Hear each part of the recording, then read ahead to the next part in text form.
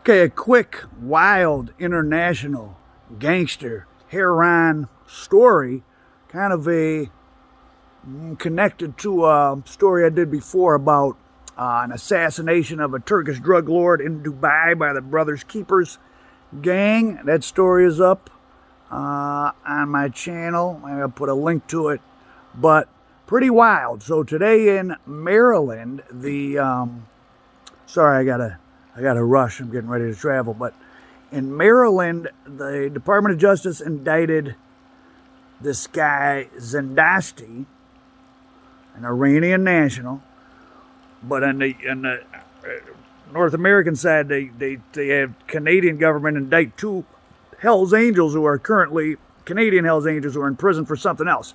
Zindashti paid $370,000 for them to come to Maryland and murder two Iranian dissidents. A dissident is someone who speaks out against the Iranian government. So these are Iranian nationals. One of them had recently fled Iran. They both would speak bad about the Iranian government. They're both living in Maryland. I assume probably suburban D.C. They were probably connected in Washington, D.C. to some political stuff. That's why they wanted him killed. Now, who was this Zindashti guy? Well, I recognized the name. They referred to him in the news story I saw as just being a part of the Iranian government that arranges for assassinations, but that's not really right. I knew the name from that story I just referenced about the murder in Dubai. Zindashti is about the closest thing you're going to get to a Keyzer Soze type character. He first appears on the radar in the mid-90s. He gets arrested in Iran as part of a big heroin smuggling and distribution group.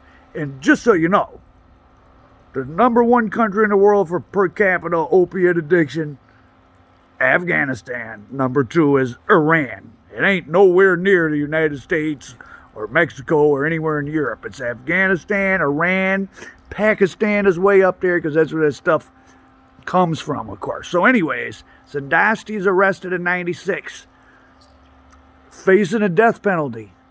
Him and his crew, they kill some guards and they escape. So they kill Iranian military officials, they escape, and they make it to Turkey. Once in Turkey, he sets up a massive global trafficking operation. But then heroin and human smuggling. So at some point he must, even though he had killed Iranian military to get out of the country, he starts being involved in these big drug deals, like where the deals are so big that there's different major drug dealers all chip in, like different cartels working together. So in the 2000s, when did this happen? Maybe the mid 2000s, like 05 or something. You have to look at my story. But Zindashti and these Turks, now Zindashti was in Turkey, but he's Iranian. And remember, opium grows in Turkey and it gets processed. So and it grows in Iran. So that whole Turkey, Iran, and Afghanistan's the number one producer of opium. So they don't really have fentanyl problem over there because there's so much heroin in the Middle East and Europe. Europe doesn't have to worry about fentanyl because there's so much cheap heroin coming from Afghanistan. That's mostly where the Afghani heroin goes. So Zindashti starts getting into these big deals with other mega dealers, but he's probably to keep himself out of trouble, and he established a relationship with the U.S. DEA. He gives up loads, massive loads. So he'll go in on something. He goes in with these Turks, Ungun and Setin Coke, and he probably turns over information to the U.S. DEA and I think the Greek government, and they hit like a couple thousand kilos of heroin, which is worth $1 billion or something. And so these Turks finally figure out that Zindashti is playing both sides. He's a drug dealer, but he's also made arrangements with Iranian government and probably the Turkish government and the US DEA to provide info and services. So he probably does things like assassinates or arranges for the assassination of dissidents. So the Iranian government can't get caught trying to kill people on U.S. soil. But much like the United States will use CIA assets, and an asset is not an employee, an asset is, it's like an associate of a gang or the mob. They're not a member. And you might not even know you're a CIA asset, right?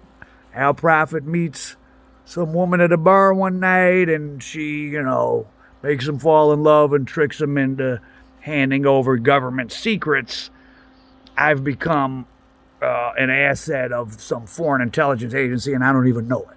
So many times assets don't know. But Zindashti certainly knows he's an asset of the Iranian government. He's been charged with hiring 2 Canadian Hells Angels to kill an Iranian. It's interesting that this is coming out now at this peak of bad relations between the U.S. and Iran, or the West in Iran. You may or may not be familiar with the Houthis, who are Iranian-backed Yemenis who just attacked some British naval shipping in the Gulf Coast, Arabian Straits of Hormuz or whatever, which is where the Red Sea, all the oil goes through. But yeah, so Zindashti is now he lives in Iran now, again, despite having escaped Iran in the mid-90s by some Iranian military to get away. But he now is said to supply 35% of the H in the capital, Tehran, 20% plus of all the H that's used in Iran, which again, Iran is a big-ass country, 60, 80 million people, which is number 2 for per capita heroin consumption. Opium, I don't know if they're all doing heroin, people smoking opium. And he's said to be the one who supplies to personal use opium and H to the elites of Tehran, including, of course, the religious people. And in fact, he's backed specifically by the Islamic Republican Guard, which is like the military branch of the Iranian government that, serves as kind of the bridge between the religious leaders and the political leaders.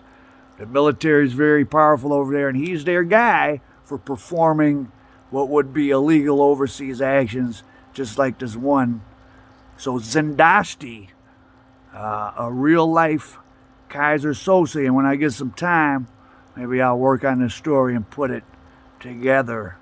So put a link to the Dubai story so you can get a little bit familiar with it.